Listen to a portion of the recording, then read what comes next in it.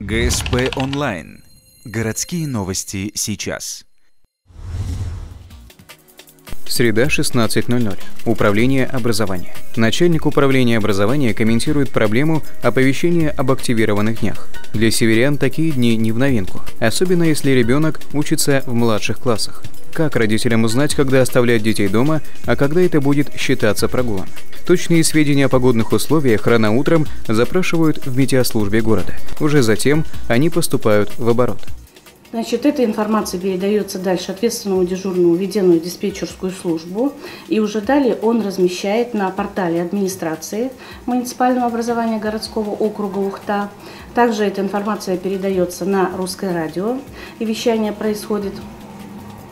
И у нас эта информация в целом выкладывается также на сайте управления образования.